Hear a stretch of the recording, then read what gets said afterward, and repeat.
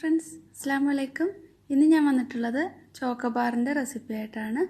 ഇത് വളരെ ഈസി ആയിട്ട് തന്നെ നമുക്ക് വീട്ടിലുണ്ടാക്കി എടുക്കാൻ പറ്റും. കടയിൽ നിന്ന് വാങ്ങിക്കുന്ന അതേ ടേസ്റ്റിൽ തന്നെ നമുക്ക് വീട്ടിൽ തയ്യാറാക്കാൻ പറ്റും. അപ്പോൾ ഇതെങ്ങനെയാണ് ചെയ്യുന്നതെന്ന് നോക്കാം. അപ്പോൾ സബ്സ്ക്രൈബ് ചെയ്യാത്തവരൊക്കെ മറക്കാതെ തന്നെ സബ്സ്ക്രൈബ് ചെയ്യണേ. എന്നിട്ട് തൊട്ടടുത്തൊരു ബെല്ലിൻ്റെ ഒരു ഐക്കൺ ഉണ്ടാവും, അതുകൂടെ പ്രസ് ചെയ്ത് ഓൾ എന്നുള്ള ഓപ്ഷൻ സെലക്ട് ചെയ്യുക. അപ്പോൾ ഞാൻ പുതിയതായിട്ടൊക്കെ വീഡിയോസ് ഇടുമ്പോൾ നിങ്ങൾക്ക് നോട്ടിഫിക്കേഷൻ കിട്ടുന്നതാണ്. അപ്പോൾ ഈ ഒരു ചോക്കോബാർ തയ്യാറാക്കുന്നത് എങ്ങനെയാണെന്ന് നോക്കാം. ഇതിനായിട്ട് ഞാൻ 1 കപ്പ് ഹെവി ക്രീം എടുത്തിട്ടുണ്ട്. ഇതിലേക്ക് വിപ്പിംഗ് ക്രീം വേണമെങ്കിൽ അത് യൂസ് ചെയ്യാം, അല്ലെങ്കിൽ അൽമറായയുടെ ക്രീം, നാട്ടിലാണെങ്കിൽ അമുലിൻ്റെ ക്രീമും ഉപയോഗിക്കാം. അപ്പോൾ ഇതിലേക്ക് ഞാൻ 3 ടേബിൾ സ്പൂൺ പൊടിച്ച പഞ്ചസാര ചേർക്കുന്നുണ്ട്. ഇത് മധുരമുള്ള ക്രീം ആയതുകൊണ്ട് ഞാൻ 3 ടേബിൾ സ്പൂണാണ് ചേർത്തിട്ടുള്ളത്. അപ്പോൾ നിങ്ങൾക്ക് വേണമെങ്കിൽ കൂടുതലും മധുരം വേണമെങ്കിൽ ഒരു 6 ടേബിൾ സ്പൂൺ പൊടിച്ച പഞ്ചസാര ചേർത്ത് കൊടുക്കണം. ഒരു 1/2 ടീസ്പൂണോളം വാനില എസൻസ് കൂടെ ചേർത്തിട്ട് ഇത് നന്നായിട്ട് ബീറ്റ് ചെയ്തെടുക്കാം. അപ്പോൾ ഞാനിത് ബീറ്ററിൽ ചെയ്യുന്നതേ ഉള്ളൂ. നിങ്ങൾക്കിത് വിസ്ക് വെച്ചിട്ട് വേണമെങ്കിൽ ഈസി ആയിട്ട് ചെയ്തെടുക്കാൻ പറ്റും. നമ്മൾ കേക്ക് ഉണ്ടാക്കുന്ന പോലെ അത്ര അങ്ങ് സ്റ്റിഫായിട്ട് കിട്ടണമെന്നില്ലല്ലോ. അപ്പം നിങ്ങൾക്ക് വിസ്ക് ഉപയോഗിച്ചിട്ട് വേണമെങ്കിലും ചെയ്തെടുക്കാം. ഇത് നല്ല ക്രീമി ആയിട്ട് വന്നിട്ടുണ്ട്. ഒന്നും കൂടെ ഒരു സോഫ്റ്റ് പീക്സ് ആകുമ്പോൾ ബീറ്റർ ഓഫ് ചെയ്യാം. അപ്പോൾ വിപ്പിംഗ് ക്രീമോ ഹെവി ക്രീമോ ഒന്നും ചേർക്കാതെ പോപ്സിക്കിൾ ഉണ്ടാക്കുന്ന വീഡിയോ ഞാൻ ഇതിനു മുമ്പ് അപ്ലോഡ് ചെയ്തിട്ടുണ്ട്. അപ്പോൾ അത് കാണണമെങ്കിൽ ഡിസ്ക്രിപ്ഷനിൽ നോക്കിയാൽ മതി. അതിൻ്റെ ലിങ്ക് ഞാൻ ഡിസ്ക്രിപ്ഷനിൽ കൊടുക്കുന്നുണ്ട്. അതേപോലെ പോപ്സിക്കിൾ റെഡിയാക്കിയിട്ട് ചോക്ലേറ്റിൽ ഡിപ്പ് ചെയ്തെടുത്തു കഴിഞ്ഞാലും ചോക്കോബാർ റെഡിയാക്കി എടുക്കാൻ പറ്റും. അപ്പോൾ ഇത് ഒന്ന് നല്ല സോഫ്റ്റ് പീക്സ് ആയിട്ട് വന്നിട്ടുണ്ട്. ഇത്രയും മതിയാവും. ഇനി ബീറ്റർ മാറ്റാം. ഞാനിവിടെ പോപ്സിക്കിളിൻ്റെ മോൾഡ് എടുത്തിട്ടുണ്ട്. ഇതേപോലുള്ളതാണ് എടുത്തിട്ടുള്ളത്. അപ്പോൾ ആ ഒരു ചോക്കോബാറിൻ്റെ കറക്റ്റ് ഒരു ഷേപ്പിൽ കിട്ടാൻ വേണ്ടിയിട്ടാണ്. ഇതിൻ്റെ ഈ അടപ്പ് ഞാൻ ഉപയോഗിക്കുന്നില്ല, അത് മാറ്റിയിട്ട് സ്റ്റിക്കാണ് കുത്തി കൊടുക്കുന്നത്. ഇത് എൻ്റെ അടുത്ത് 4 എണ്ണം മാത്രമേ ഇതുപോലെ ഉണ്ടാക്കാൻ പറ്റൂ. അപ്പോൾ ഞാൻ വേറൊരു മോൾഡും കൂടി എടുത്തിട്ടുണ്ട്. ബാക്കി അതിലാണ് ചെയ്തെടുക്കുന്നത്. അപ്പോൾ നിങ്ങളുടെ അടുത്ത് മോൾഡ് ഇല്ലെങ്കിൽ ഗ്ലാസ്സിൽ വേണമെങ്കിലും ചെയ്തെടുക്കാവുന്നതാണ്.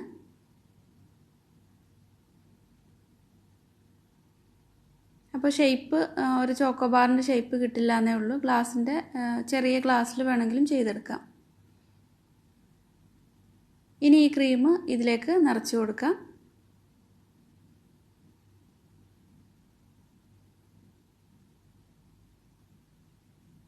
ഇത് കുറേശ്ശെ ഇതിലേക്ക് ഇങ്ങനെ സ്പൂൺ കൊണ്ട് നിറച്ചിട്ട് ഒന്ന് ടാപ്പ് ചെയ്ത് കൊടുക്കണം. ഇല്ലെങ്കിൽ ഇതിൻ്റെ ഉള്ളിൽ എയർ ബബിൾസൊക്കെ പോയിട്ട് നമ്മളിതെടുക്കുമ്പോൾ കറക്റ്റായിട്ട് നമുക്ക് ഇത് ചോക്ലേറ്റിലേക്ക് മുക്കിയെടുക്കാൻ പറ്റില്ല. ഒരു ഷേപ്പ് കിട്ടാതെ വരും. അതുകൊണ്ട് നന്നായിട്ട് ടാപ്പ് ചെയ്ത് കൊടുക്കണം. എന്നിട്ട് ഇത് ഞാനൊരു ഫോയിൽ പേപ്പർ കൊണ്ട് ഒന്ന് കവർ ചെയ്തെടുക്കുന്നുണ്ട്.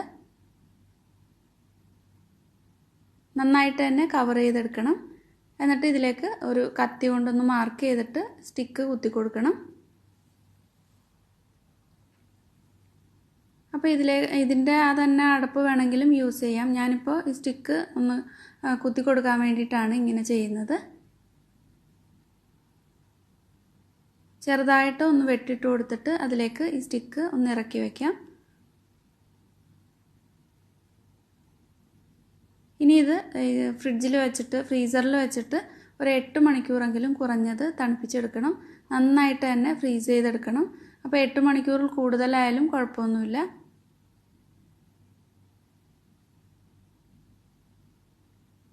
ഇനി ഇത് ഫ്രീസറിലേക്ക് വയ്ക്കാം.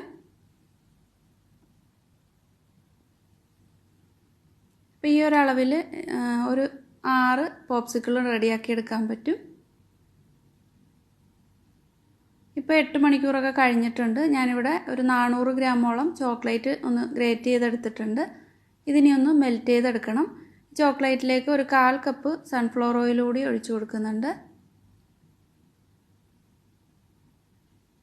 ഞാൻ ഡബിൾ ബോയിൽ ചെയ്തിട്ടാണ് ഇത് മെൽറ്റ് ചെയ്തെടുക്കുന്നത്. മൈക്രോവേവിൽ മെൽറ്റ് ചെയ്തെടുത്താലും മതി. കുറച്ച് വെള്ളം ഒന്ന് നന്നായിട്ട് ചൂടാക്കിയിട്ട് അതിൻ്റെ മുകളിലേക്ക് ബൗൾ ഇറക്കി വെച്ചിട്ടാണ് ചെയ്യുന്നത്. അപ്പോൾ ഈ ചോക്ലേറ്റ് ഇരിക്കുന്ന ബൗള് വെള്ളത്തിലേക്ക് ടച്ച് ചെയ്യരുത്. അങ്ങനെ ആയാൽ നന്നായിട്ടൊന്നും ശരിയായി കിട്ടില്ല ചോക്ലേറ്റ്. ഒന്ന് ചൂടായി വരുമ്പോൾ തന്നെ ഇത് മെൽറ്റായി തുടങ്ങും. ചോക്ലേറ്റ് മെൽറ്റായി തുടങ്ങിയിട്ടുണ്ട്. നന്നായിട്ടൊന്ന് മിക്സ് ചെയ്ത് കൊടുത്തിട്ട് എല്ലാം നല്ലപോലെ തന്നെ അലിയിച്ചെടുക്കാം.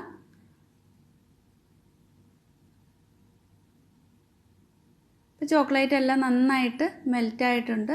ഇതിനി ഒന്ന് തണുത്ത് വരുമ്പോൾ ഡിപ്പ് ചെയ്തെടുക്കാം. അപ്പോൾ ഞാനിവിടെ കുറച്ച് കപ്പലണ്ടി ഒന്ന് ചോപ്പ് ചെയ്തെടുക്കുന്നുണ്ട്. ചോക്ലേറ്റ് നേരത്തെ മെൽറ്റ് ചെയ്ത് വെച്ചിട്ടുള്ളത് നന്നായിട്ട് തണുത്തിട്ടുണ്ട്. അതൊരു ഗ്ലാസ്സിലേക്ക് മാറ്റുന്നുണ്ട്.